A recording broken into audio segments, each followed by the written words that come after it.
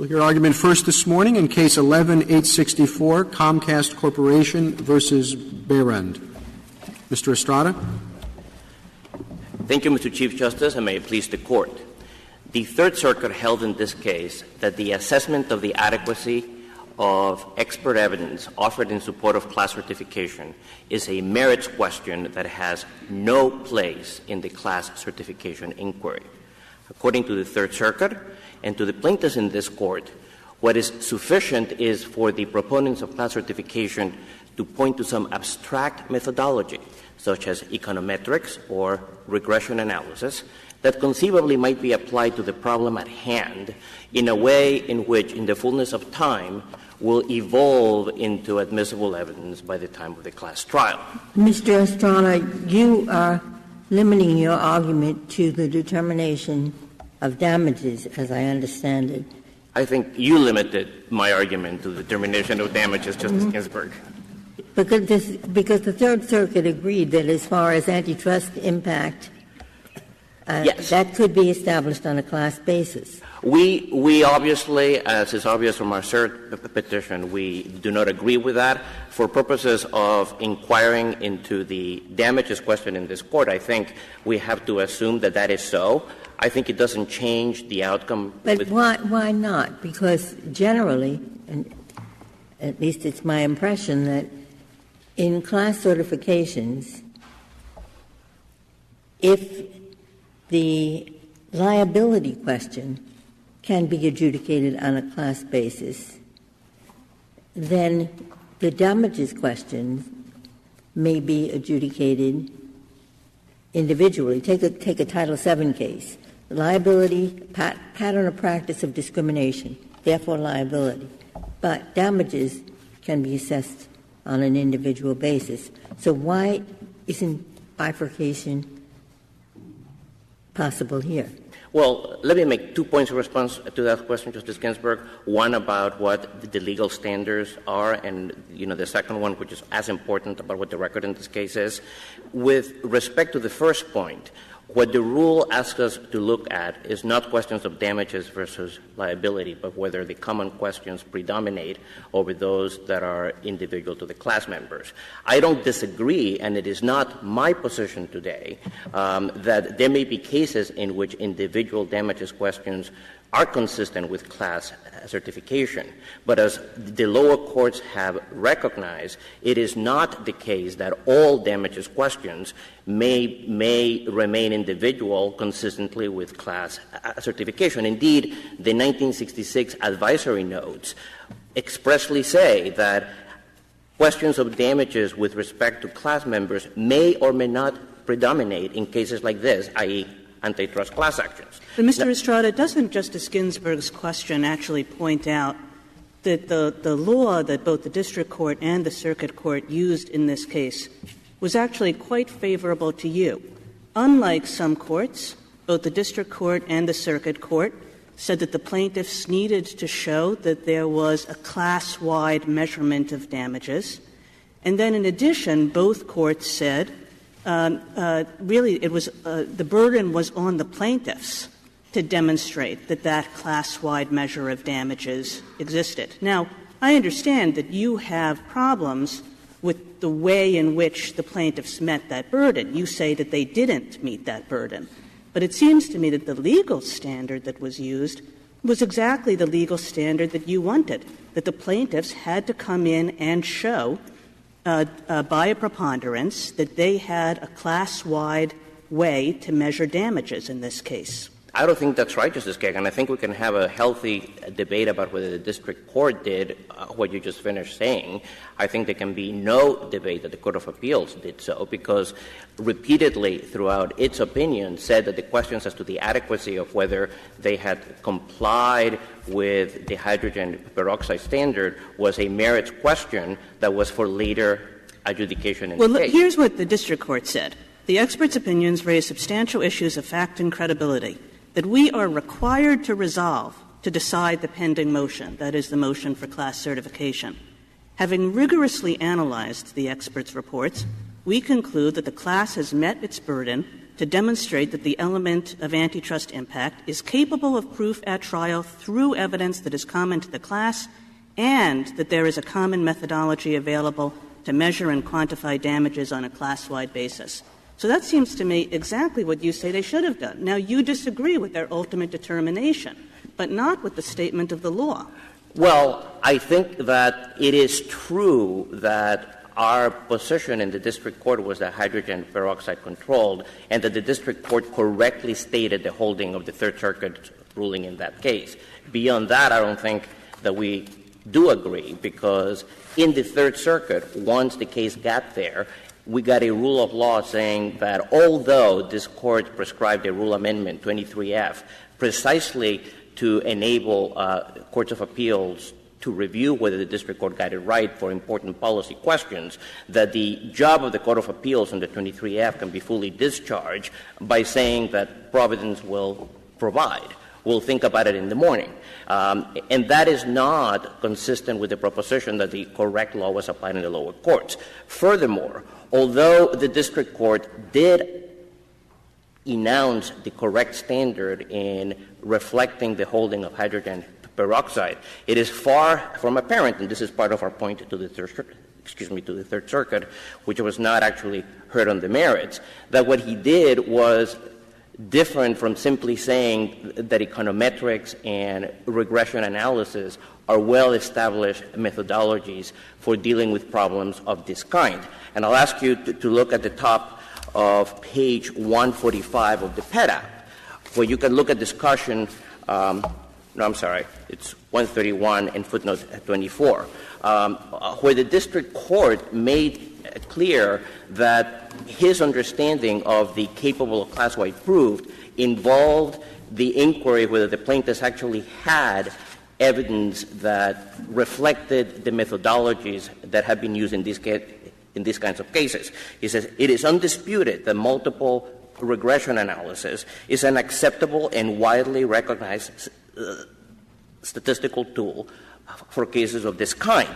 So at a very general level, I don't have a disagreement with you that in many cases where there is error, the district court started out with the right foot. I don't agree with you that the correct standard either was applied by the district court or was even attempted by the Court of Appeals. Now, if we were to go to the merits of the question and to answer, the second part of the question that I started out with Justice Ginsburg, keep in mind that even on the assumption that the district court accepted that there was common class proof of antitrust impact, that is not the same as accepting, and I don't think the district court accepted, that there was common class-wide proof that the impact for every individual was the same. And that is a key point about what the theory of impact here was. It doesn't have to be the same for every member of the class. As the dissenting judge pointed out, you can have subclasses. Well, and I'm happy to also deal with that question. There are cases, indeed, in which, the variances of the classes can be dealt with subclasses. No one on the plaintiff's side has actually asserted here that the record would allow this.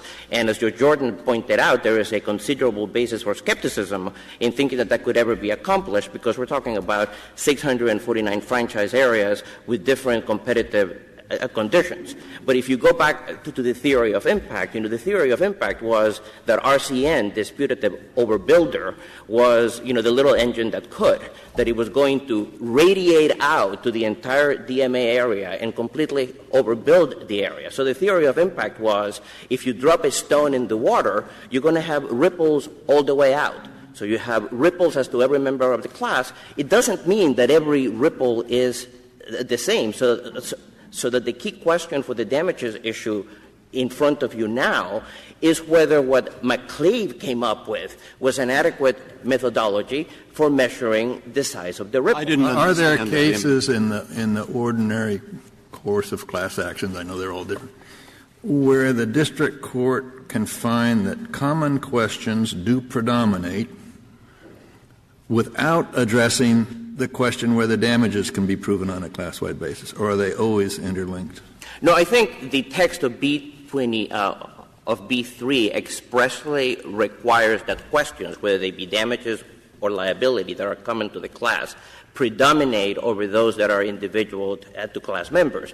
And I fully accept, and I am not arguing, that the mere fact that there may be individual damages questions precludes class certification. I am actually arguing for the flip side of that issue, which is that just because it may not be preclusive in certain cases doesn't mean that it is preclusive in no case. I would refer the Court to the Fifth Circuit's opinion by Judge Garwood in the Bell versus AT&T case, which was like this, an antitrust case, where the Fifth Circuit acknowledged that in many of these cases it's almost Hornbook law that there may be individual issues that would not preclude class cert, but that there are certain cases in which, the theory of injury and the proof that would be needed to make it out is so sui generis. Well, I completely agree with Hornbook law. 3 pipe manufacturers get together and in January fix their prices. All right? 14 wholesalers want to show that, and each has different damages because they bought different amounts of pipe. Hornbook law. Certify the class and leave the damages issues for later. Well, this case, Hornbook law. Section 2 forbids monopolization. It is absolutely clear Comcast has that power. That's why they're regulated. And indeed, they engaged in things that show that they did not achieve that through skill, foresight, and industry. What things? And now we have a list of 4, and the district court says exactly 1. If we prove monopolization, which is relevant to all these people in the class, then what we do is we later look into how much that monopolization raised the prices above competitive levels. And I offer a model to look at the competitive levels and look at what happened over here, and there we are. It will help. Okay? Now, Hornbook law, whether that's so or not so is a matter for later. Let's see first if there's liability. Okay, that's their argument. What's the answer? Well, the answer is I'll take your first example, and in fact I was going to give the example of a case that I had that was similar, where 3 plastic cup manufacturers met in some airport and fixed the prices. Now this is like saying you're fixing the price of widgets. There is a pre-existing but-for world. And the question as to who bought what when is not really a question of adjudication but of computation. And those are the types of cases where the courts say that the individual damages questions really do not preclude a certification. Now, your second example may or may not be suitable for class treatment. Here, since what they're saying is they have 2 theories. Section 1, the agreements to keep other people out of this area are unlawful in themselves. Question 2 is whether they contribute to monopolization. No, but okay? Now, that's the legal issue of liability. Now, if they're right, why isn't the measure of damages just what you said? We look to the people who are subject to the monopoly power, and we work out how much above the competitive level they had to pay. But the legal some paid some paid another. We have some experts in to try to make that computation. Sounds the same to me. No, but it isn't, because one key point that is missing from a hypothetical, Justice Breyer, is exactly what the theory of liability that is present in this case is as the case comes to the court. They had 4 theories of possible. I saw the 4 theories, and it seems to me that we're now on the theory of one of the pieces of exclusionary conduct was agreement through various mergers, etc., that potential competitors would not come in and compete. Now, I don't know why the judge struck out the other one, the number 2, but number 3 and number 4 I can see it. But on a monopolization theory, that's not relevant to damages. Throughout, we assume that the regulator is doing a terrible job. Otherwise, the prices wouldn't be so high in the first place. But what's the difference in this case? I just didn't hear it, and I put that to show you how it seemed to me they're very similar. The difference is what? I think, the key point that you're missing in your hypothetical basically starts with the actual point of antitrust law, whether these people are actually or potential competitors. It's not actually relevant to the class cert issues that we face today, but I don't accept, for present purposes or for later, that these people that already have different clusters of cable servers that were simply aggregated in these transactions actually were actual and potential competitors. They were not. Yeah, that's liability.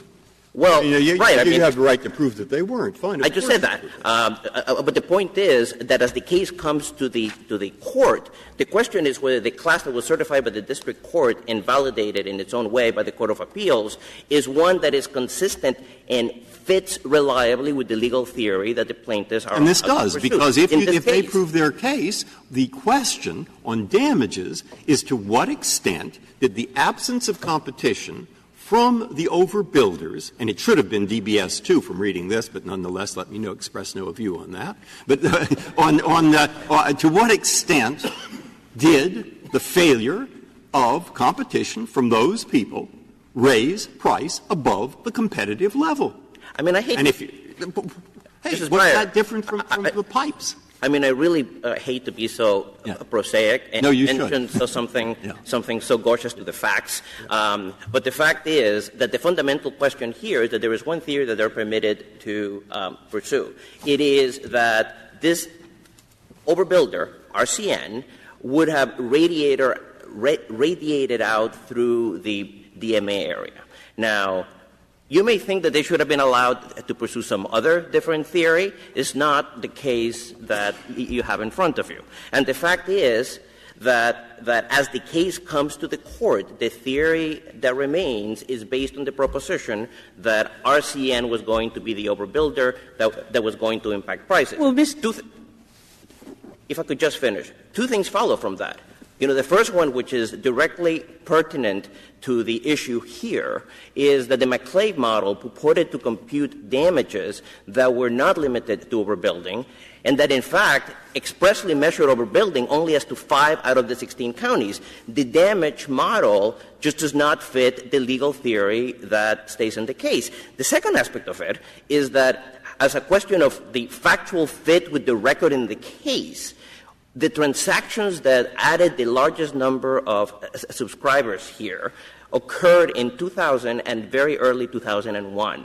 The record in this case includes public announcements by RCN, repeated by the FCC in its competition review, that they were not going to franchise any new franchises. So there is a basic question of lack of fit between the ipse-dixit of the expert and, the record in this case. Mr. Estrada, as the case comes to the court, I guess I wonder why any of this is relevant. You mentioned earlier that we reformulated the question presented in this case. And we reformulated in a way which said that what we wanted to talk about was whether a district court at a class certification stage has to conduct a Dauber inquiry. In other words, has to decide on the admissibility of expert testimony relating to class-wide damages. And, it would not be crazy to surmise that we reformulated the question because we wanted to decide a legal question rather than a question about who was right as to this particular expert's report and how strong it was. And it turns out that as to that legal question, your clients waived their argument that this was inadmissible evidence. So what do we do in that circumstance? Well, I don't agree with you that we waived. And, we covered this in, I think, 3 or 4 pages in the reply brief with all of the citations as to how we challenged the... But you challenged the probity, Mr. Estrada. You said Comcast said it had no objection to McClave's qualification as an expert. So what you were talking about was the probity of his report, not the admissibility. No, that is not right, Justice Ginsburg. Daubert and its progeny really encompasses 3 distinct prongs. One of them is, of course, the qualifications of the expert. The second one is the reliability of the methodology. And the third is fit. And all we said at the class hearing is that we had no objection to the proposition that these people have PhDs, which indeed they do. But the issue still was, both in the district court and in the Court of Appeals, one that we urged that the methodology was not relevant and did not... The district court, Mr. Estrada, clearly understood you to be making an argument about weight and not about admissibility. And indeed, the district court in open court, it's in the transcript, suggests that it's doing something different from holding a Dauber hearing, explains how it's different from holding a Dauber hearing, and both lawyers agree to that statement. Well, but I think we agree that he needed to conduct more than a Daubert hearing because we agree with the holding of the Seventh Circuit in American Honda that the question of the class cert hearing is not solely one of whether the evidence would be admissible, but also one of whether the district judge himself is persuaded that this is class-wide proof that has not been impeached in his own mind. And so, the mere fact that we all understood that what should have been ruled on at the class cert hearing encompassed more than pure Daubert admissibility is actually part of our complaint here. I mean, I think if you read what the district court did, he basically looked at his job as looking at whether the model was capable, as in literally capable of establishing, the facts that the plaintiffs say it establishes, without really weighing in his own mind whether it had been shown to be fit and, reliable. But Mr. Estrada, it seems like a remarkable proposition, honestly, especially with a client like yours that is well lawyered. It seems like a remarkable proposition that a party can say, we have objections about the weight of this evidence. We don't think it's a strong expert report. And that the court should then infer that there's an objection to admissibility of evidence, as opposed to, again, to the weight and strength of evidence. I mean, surely a district court confronted with an argument about the weight and strength of evidence does not have to say, I better go hold a Dauber hearing to rule on admissibility, even though nobody's asked me to rule on admissibility. But Justice Kagan, I think we could go through chapter and verse through everything that we put in the reply brief, but I think in fairness, I have to point out to you that we never said that our objection was to the weight and not to the admissibility. We agreed that these people had properly scholarly credentials, and after that, as we say in the reply brief with citations to the record, we said this model is so unreliable that it is just not usable, period, full stop. We went to the Third Circuit and said, this is not evidence of any kind, much less... Do you ever file a motion to strike the expert report? No, we did not. And we actually don't think that that's needed, because it would actually be sort of silly to engage in a motion to strike the evidence that we're asking the district judge to consider in order to decide whether it actually is reliable. Could you announce for me or give me the legal rule as you want us to articulate it? Let me get you out of Daubert, okay? Because I think you really can't deny that you never raised the word Daubert below until the very end. Your fight before the district court was on the probity of the model, not on a Daubert issue, correct? I don't think that's fair, because I think... Did you use the word Daubert before the district court? We cited Daubert cases in the Court of Appeals. We did say to the district court that the model was not usable. Okay. So you didn't use Daubert below. So let's get fair. out of the Daubert language, okay? Tell me how and what rule we announce so that district courts find an expert's evidence probative. The other side argues it's not. And when does the district court let the jury decide between the two? Where is the line that the district court draws between class certification and merits adjudication so that at some point it goes to the jury? There are two things that the district court has to do, and both involved an assessment of the validity or, as you would put it, property of the expert evidence. The first one keeps in mind that the focus of the class certification hearing is to decide whether this case should be tried as a class. And therefore, the first question that the district court has to ask is, even if I think that this is not ready now, do they have a methodology that sufficiently fits the facts and is reliably based on a scientific method so that these people will be capable of proving class-wide this issue at trial? We must have thought that, I suppose, or else we wouldn't have reformulated the question this way, right?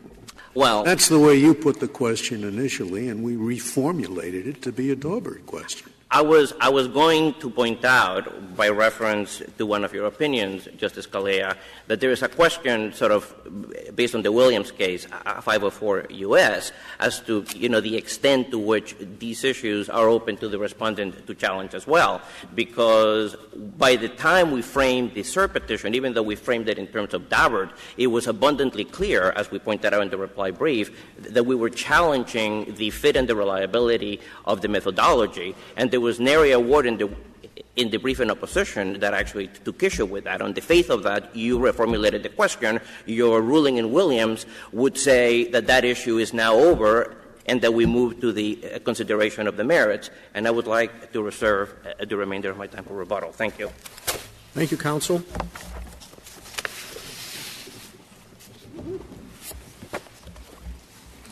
Mr. Barnett. Mr. Chief Justice, and may it please the Court, Justice Ginsburg and Justice Kagan, you're exactly right. The petition for certiorari was framed not, as counsel just misspoke, in terms of Daubert, but it was framed in terms of whether you have to go into whether the district court and the Court of Appeals have to deal with merits issues, and that question was what was reformulated. And to get a sense of how profoundly uninterested Comcast was in Daubert and in arguing weight and probativeness as opposed to admissibility, which is the question before this Court, they never, ever cited Daubert. They didn't cite it in the district court. They didn't cite it in the Court of Appeals. One of my questions in the case is this. There was a question to Mr. Estrada with reference to the jury trial, but the judge doesn't really have a gatekeeper function here. There's no jury. And if the judge admits the evidence and if it turns out that doesn't meet the standard of reliability, then he can exclude it. I don't see why the judge has to say, all right, now first I'm going to do Daubert, and next I'm going to do whether this is reliable. That's just a magic words approach, it seems to me. I don't think it is a magic word approach at all, Your Honor, because it has tremendous significance to people who are actually litigating the case. I submit that it's disrespectful to a district judge not to object on Daubert grounds and then complain that what he did was completely unusable in the court. They cited Daubert in Rule 702, 50. I quit counting at 50, but it was only after the question was reframed not to deal with merits questions, but to deal with Daubert specifically. Well, I take it there's no argument over whether or not the expert is qualified.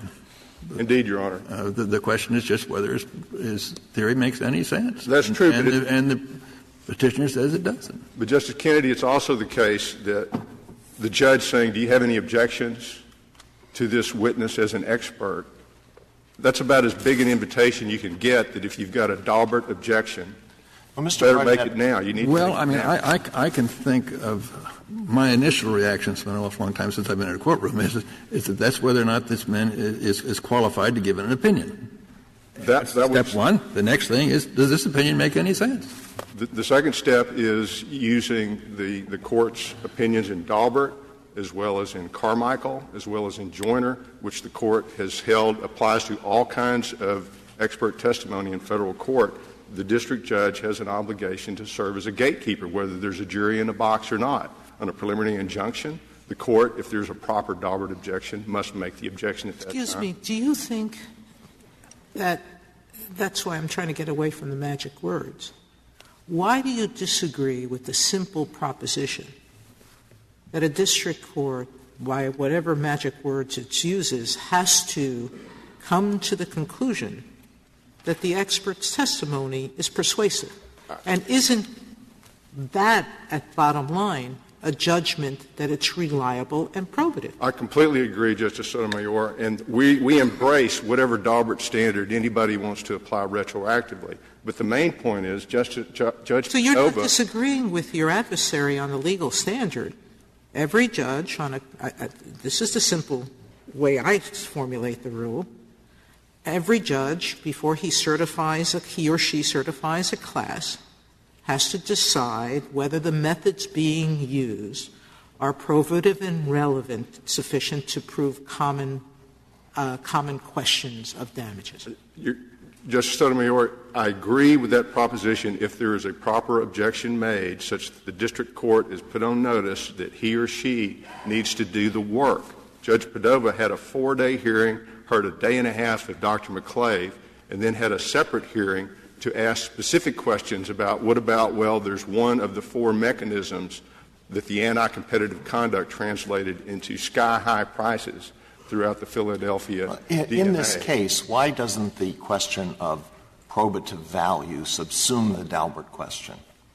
I don't think it does, Your Honor. And again, it's not magic words. Trial lawyers, and I've been on this case for almost 10 years now, once you say Daubert, or once you say 702, or once you say I object, it's not reliable. At the time, contemporaneously, the district judge has an opportunity to fix whatever the problem is. And the other side has a chance to fix whatever the problem is, too. Let me ask my question in a different way. If the problem is that the model that that was used by the expert does not fit the theory of liability that remains in the case, what is the difference in determining probative value there and determining whether it comes in under Daubert? Well, I don't understand it. It's certainly not an admissibility question. So, I mean, that's what the question is before the court. That is definitely not an admissibility question. It's a question of probativeness. And you can analyze it however you want to under a clearly erroneous test, which is what applies both under a Daubert standard as well as a class certification. Where the you're saying it's inadmissible if it's inadequately probative, right? So the two questions boil down to the same, don't they? If it's inadequately probative, it's inadmissible. Isn't that right? If you're talking about at the hearing for the class certification opposed to a trial. I'm talking about what is the criterion for Daubert? Is it adequately probative? If not, it's inadmissible. If it is unreliable, then it is not admissible. Well, you want to say adequately, or you say unreliable, I say inadequately probative. It's unreliable because it is inadequately probative. Okay, Your Honor. I'm not going to quibble with you about that, but this case, Comcast, at the heart of this appeal. Mr. Barnett, it's always true, isn't it, that evidence that's inadequately probative is inadmissible? Is it always the case? It's always that true, right? If evidence is not If there's probative. an objection, there's a lot of that's authority. The thing. I mean, but have we ever said that without an objection, somebody can say, look, we argued about this evidence and that should be just good enough, even though we didn't make an objection to exclude it? I am unaware of any time this Court has said it's okay not to object. We're having an elaborate discussion, and you did in the briefs, about whether or not this was a claim that was waived below.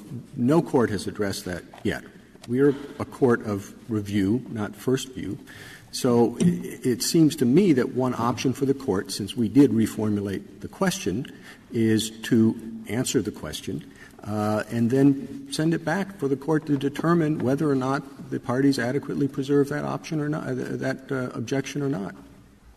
Your Honor, I agree that that's one of the options that Your Honor has, but of course it goes back with all the scuffs and scars and mess-ups that preceded it up until fine. today. I mean, and the district court presumably can decide, based on the proceedings and all that below, all the scars and mess-ups, whether or not it was adequately preserved or not. I agree, Mr. Chief Justice. I do. The strongest argument, I think, for that point of view would be simply this.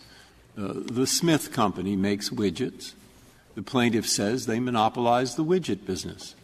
That business has been monopolized because they achieved the power to raise price above the competitive level through exclusionary practices.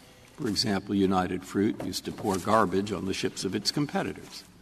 Now, we have here a class of people who have been injured by their monopoly power. Right? And here they are. And you give a list. The judge says, or the other side, how do you know that's the right list? So, well, we know. Here's how we know. We have an expert here who's used a model to pick out the right people who were injured by the monopoly power. It's exercise. And the other side says, no, that model is no good. Well, if it genuinely is no good and really worthless, then I guess you haven't shown these are the right people for the class. And I think that's what they're saying. And so the response to that is, to answer this question, do we have to go look at the model? I mean, on its face, it seems okay. I don't know. I haven't looked at the record. I don't know if I'm capable. It's all right. Will you talk about that a little bit, please? Yes, absolutely. Is my analysis right? I would love to talk about this model. No, that isn't what I want to really know. I want to know, think of the examples I just as the plaintiff, when you draw up your list of class members, have to have on that list people who really were hurt by the exercise, or plausibly were hurt by the exercise of market power, and you have to have some way of picking them out. And you've chosen this model's way. So I guess they could object on the ground that model is worthless. Is this analysis right?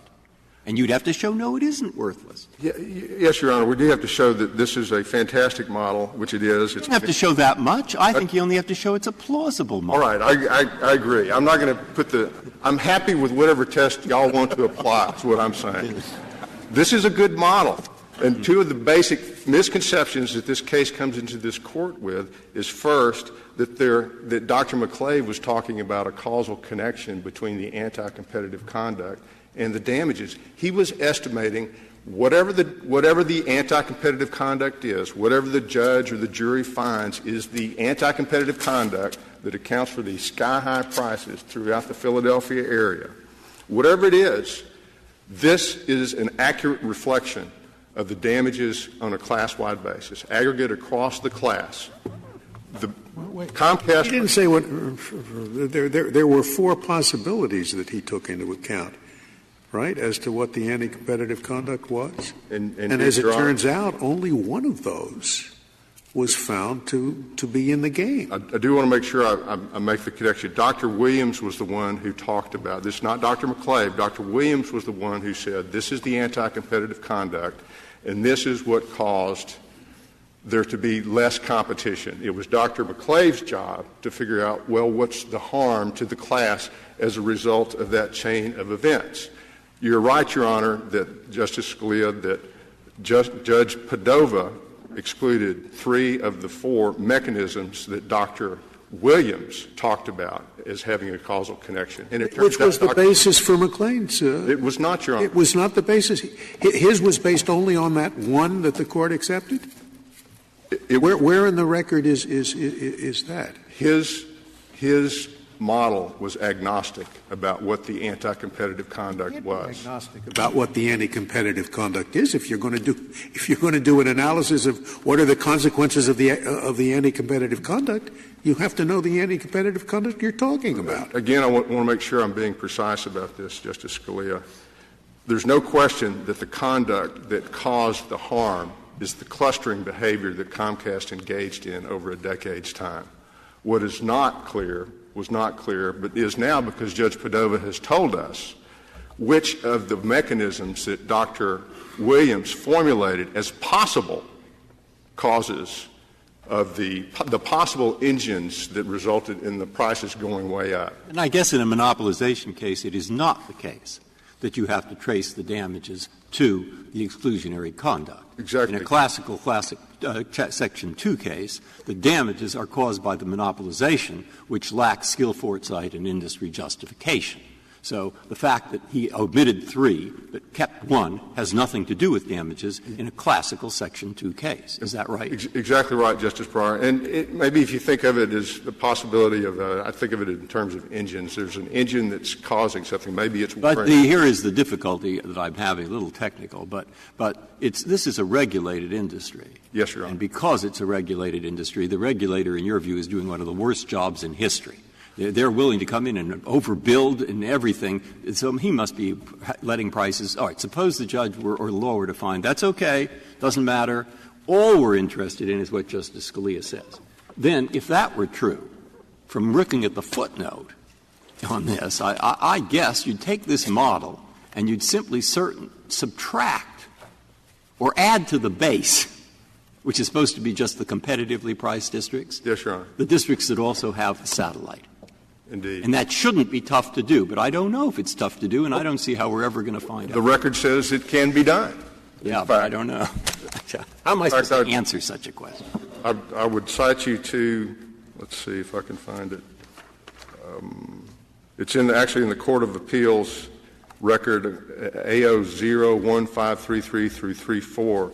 It is stated there that you can take off the DBS. If you don't like the DBS penetration screen, then you can turn it off, and damages are still, as we've established since when Comcast complained, when they finally did file a Daubert motion, would be something like $550 million on a class-wide basis. So that is in the record, as well as there's ample evidence, Exhibit 82, which shows 23 different iterations of the damages models, including damages models that Dr. Chipty on the Comcast side put together, slicing and dicing all this data to show that no matter how you slice it and dice it, almost, if you do it in any kind of a fair way that the Federal Judicial Center recognizes as a reliable type of methodology, you're going to have significant damages across the class for each class member throughout the time period. The other thing I would like — I'm sorry, go ahead. No, Your Honor, I was about to change the subject. Okay, then I will. I'm still in search of a legal question that anybody disagrees about here. I read before the district court statement of the standard. Now I'll point to the circuit court statement of the standard, where the circuit court says the inquiry for a district court at the class certification stage is whether the plaintiffs have demonstrated burdens on you by a preponderance of the evidence that they will be able to measure damages on a class-wide basis using common proof. The parties both agree with that statement of the standard. It seems to me that the parties also both agree, and this goes back to Justice Sotomayor's question, that if the Daubert question had not been waived, that if Comcast had objected to the admissibility of this expert report, that indeed the court should have held a hearing on the admissibility of the expert report. So this is a case where it seems to me that except for the question of how good the expert report is, none of the parties have any adversarial difference as to the appropriate legal standard. And, usually we decide cases based on disagreements about law. And here I can't find one. Is there any? Do you disagree with Mr. Estrada on any statement of the legal standard? I do not, Your Honor, and I think Judge Padova got it exactly right. You read the standard that he applied. In fact, if anything, it's a tougher standard than should be the test, but we embrace that test, and we're happy about it, and we don't disagree with Mr. Estrada. And this is what I was about to change subject to a little bit, the two misconceptions that fundamentally affect Comcast's view of the world. Well, before you do that, let me ask a question related to what Justice Kagan just asked. If we were to answer the question presented as reformulated, I take it your answer would be that a district court under those circumstances may not certify a class action. Is that right? If there's a proper objection, properly and timely presented, it's preserved up through the appellate courts and all the things that you need to do in order to be fair to the judge, as well as make sure you give it as good a chance to be right as possible. The answer would be yes, but that's a lot of caveats before you. Well, then the only remaining question is whether the issue is in the case as a matter of the record here. Isn't that right? Well, if the issue of admissibility is in the case, I don't think it is. If evidence comes in, and again, this was not a bunch of expert reports that were just piled up in chambers, and Judge Padova went through them. He actually, at their request, had a 4-day hearing, and then a 5th day where he posed a series. I think it was a 4-page letter where the judge said, "I'm concerned about this. I'm concerned about that. Y'all come back and tell me why it's okay." Well, could this report be probative if it did not satisfy Daubert? The answer, Your Honor, and my source is Section 274 of Trial in Corpus Juris Secundum, well recognized in this court, no doubt. It says that if it's in the record, if it comes in unobjected to, it has whatever probative value the trier of fact chooses to place on it. That the court, as the trier of fact, chooses to. That's not reserved to cases where there's a jury. Is that reserved? No, Your Honor. It seems to me that, as I indicated before, that the whole question of weight and admissibility is somewhat less important when the trial judge is not the gatekeeper. The trial judge at the end of the day can hear the testimony. So, I admitted this testimony, but it doesn't make any sense. It doesn't work. Well, what's happening, Your Honor, is you've got to satisfy. Rule 23b3 says the judge has to make findings. That's one of the few parts of Rule 23 that talks about. Well, he does what I said, but then he has 100 pages of findings. Yes, Your Honor, but he's acting as a gatekeeper, and what he's doing or she's doing is projecting what's this trial going to look like based on the evidence in front of me. No, I think that's where we disagree. The judge has to make a determination that, in his view, the class can be certified. Absolutely, he does.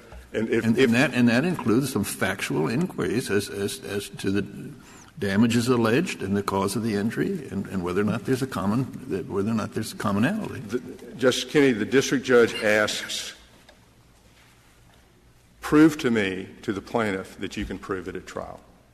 Prove to me now that at trial you will be able to submit a damages model that passes muster under Daubert, whatever test there is, depending on what the objections are.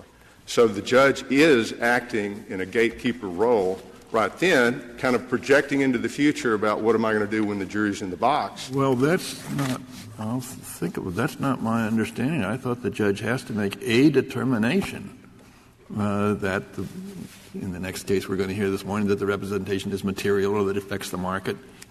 The judge has to make that conclusion, make that finding. And the finding that the judge makes based on preponderance of the evidence, plaintiffs have shown to me that more likely than not at trial, plaintiffs will be able to show on a class-wide basis some evidence enough to get a verdict that could be upheld, enough that satisfies the sum evidence or whatever the test is at trial, that shows damages on a class-wide basis. So the judge isn't saying, this is it, you can't fix it, you can't change it, you can't modify it, you can't enhance it between now and trial. He says that you can do it. You've shown to me, to my satisfaction, that more likely than not, that the evidence that you will present to the jury at trial is going to be admissible and it's going to be sufficiently persuasive if the jury chooses to accept it. And this is what I really want to get to this, about the merits. I think there's a great deal of confusion about what Judge Aldersert meant in the Third Circuit when he talked about the merits. Comcast each time construes, when he uses the word merits, talk about incantation of magic words, that means whether it's good or bad.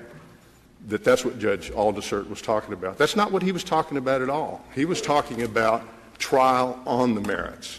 He was saying that right now we don't have to decide whether this model is perfect. It's enough. This issue isn't before us because it's been waived, Daubert and all that, but if you want to know what our observation would be if this were presented in a proper case, then our observation is it doesn't have to be perfect and it can be enhanced between now, which is supposed to happen at an early practicable time, and trial. Counsel, so that the jury can see it. You articulate for me what you think, what the district court found when it accepted your expert's theory as adequate. What do you think that means legally? What Judge Padova found was that the McClave damages model is persuasive to him, sufficiently persuasive to him, that it could be used at trial to prove damages on a class-wide basis. And so what does sufficiently persuasive mean? That more likely than not. Sounds nice, but more likely than not. More likely than not that it will be admissible at trial. And it will meet the standard that's required to get to a verdict. Not that I'm convinced that you're right. And that's what Judge Aldersert was talking about. He says it's not time for us to say Comcast wins or plaintiffs win based on all this evidence. The only thing that's really before the court is whether, more likely than not, the plaintiffs have presented a model.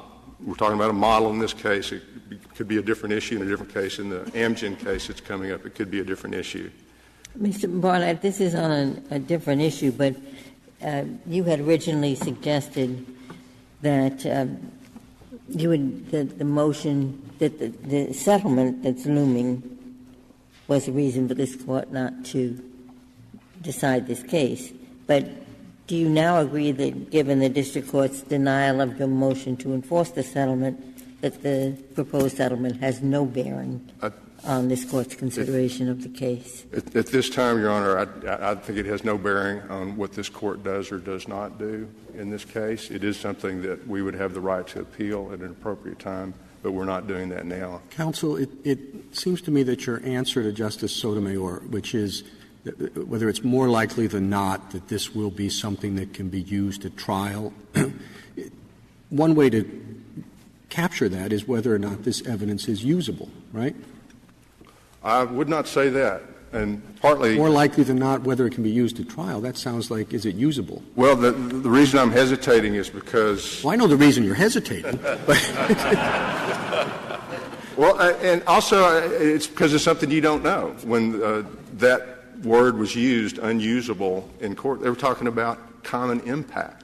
That's what that was about. That was what that discussion was about. It wasn't about this model. Well, of course there are matters for the tri-effect to determine at the merits stage, but under Daubert and under Rule 702, the judge has to say that the evidence is relevant to the task at hand and it has a reliable foundation. And I can see a judge saying, well, now this theory that you're using, this theory works. That I think it's accepted in academia. Then he hears all the testimony and says, it just doesn't work here. And Judge Padova could have done that, but he didn't do that. I think he was persuaded by the evidence that Dr. McClave put on, and he rejected, because we know from his 81-page opinion that he rejected an awful lot of what Comcast's experts said.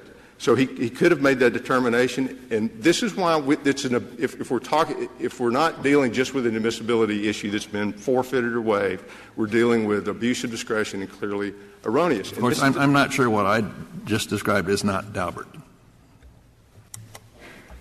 Your Honor, if you're in a trial court and somebody says Daubert or somebody says Rule 702 or somebody says I object to this expert's testimony, that has profound significance. And again, I think it's almost disrespectful to a district court to say it's okay, although this question wasn't on the test that you had when you were trying to decide the case, we're going to add the question to the test, and by the way, you flunked it. That's not fair. The bottom line is, can a district court ever say that it's persuaded by unreliable or not probative evidence? That's really the bottom line question. Does it commit legal error when it finds something that's unreliable and unpersuasive or unprobative? Well, Your Honor, I agree. And, of course, that's not the issue in the case because Judge Padova was convinced it was reliable, and there's plenty of proof. I think that's a fair reading of what he said. But right. If we're answering a legal question, if we're talking about the edges and all where everything is done properly below, if it doesn't pass muster under Daubert, whatever the test is, let's not reformulate it here, I suppose, yes, then it's not admissible. The problem everyone's having is, I think, that why do you need Daubert to point out that something is not probative or unreliable? Whether it's an expert or a lay witness testifying, wouldn't you apply that same standard to anybody's testimony? Just let me just give you an example. There were a bunch of issues that the dissenting judge raised, including the overbuilding screen, a particular kind of market screen, and mathematical averages. If in the DBS penetration screen, if he had raised any of those, if there had been a whisper of a hint, of a suggestion, of a thought of those things in the district court, we'd have been all over that. And we would have proved that it was false, that those statements are untrue. And we know that's accurate because, as I just read to you from the Court of Appeals record, the DBS screen can, in fact, be taken off, eliminated from the sample, and you still have $550 million worth of damages on a class-wide basis. And the reason we got to that is because they finally did, when on the eve of trial, file an actual Daubert motion. And that was our response. And they cited on footnote 323 of their brief. Mr. Barnett, suppose we held that where there's a bench trial it doesn't make any difference whether the judge excludes the evidence under Daubert. I never know how to say it. Is it Daubert or Daubert? It depends on the time of day, Your Honor. Yeah, I think you're right. It doesn't make a dime's worth of difference whether the judge excludes it under Daubert or proceeds to find it simply unreliable. Suppose we held that. What difference would it make in the world? So that a trial judge could say, yes, I have a Daubert motion, but I'm going to defer that. I'm just going to proceed to see whether this evidence is reliable. Justice Scalia, I would say what you're doing is what I suggest the court ought to do. Everybody knows that district judges have broad discretion in a lot of different things that they do. You just made it this much bigger as a result of saying we're not even going to bother with the Daubert thing. We're going to trust that the district judge is not going to be persuaded by phony evidence. And we're going to trust, if he gets it nearly close right, that he got it right. Thank you, counsel. Mr. Estrada, you have 5 minutes remaining. Thank you, Mr. Chief Justice. Let me start with the proposition which I continue to find startling, that a damages model can stand up to examination on the theory that is not linked to any theory of anti-competitive conduct. The theory seems to be that what the McClay model is intended to do is to isolate competitive markets elsewhere that are competitive in some sense, come to the conclusion that the Philadelphia DMA is somehow less competitive and charge whatever the expert says is the difference to Comcast. But that has a fundamental failure as a matter of substantive antitrust law, because we know from cases from this Court and the Court of Appeals, going back to Story Parchment, that the one requirement is that the causation link of the damages, it has to be certainly linked to illegal conduct. Is that right? Is that what Learned Hand said? Is that what Alcoa holds? Is that what United Fruit holds when they bomb their competitor's ship and achieve monopolization, that the only people who can get damages are the people who were on the ship and were bombed? No, I think or who bought those bananas? I didn't know that, but besides, if you're right, which I tend to doubt, but I'll look it up. But if you're right. Story Parchment. Then, all right, fine. I'll look that up. If you're right, as they pointed out, it's still one of the easiest things in the world to simply change the base for this model, instead of the base being those businesses or homeowners who had received their service at competitive prices. We say we modify it by including those who received services where DBS was involved. And that'll be a higher price, and we subtract that price from the price they paid where there was overbuilding threatened. Now, that'll be a new number. They say it was a new number, and I think anybody running a model could do that. But I promise you I don't know. And to know whether you're right on that or they're right, I will have to get into the model building business where I am not an expert. Well, no. I think all you have to do is to ask whether the proponent of class certification has discharged his duty under this Court's cases to come forward with evidence that is persuasive on the point whether the case as a whole can be tried as a class. You don't have to become an econometrician. You have to know enough to assess whether the record that has been proffered is probative on the question before the Court. Here it isn't. And one of the reasons it isn't is because they came to the hearing in class certification in the fall of 2009 after full merits discovery. The papers, we said to them, we've had full merits discovery, this model does not work. We had variants of not usable, every word. I can read it all, Justice Kagan, if it's worth taking the time. The flaws preclude its use, is not to be accepted, is not usable, does not result in a valid methodology that can be used. And so, having said all of that, we said this model is bunk. You have full class merits discovery. You have plenty of opportunity to come up with a better model. Nothing. We go to the Court of Appeals. It is affirmed. Then it goes back to the district court for further trial proceedings. The district court, having read the Court of Appeals' opinion, invites them to submit the evolutionary model that the Court of Appeals had in mind. Nothing. We're still sticking with our story. McClave's the guy.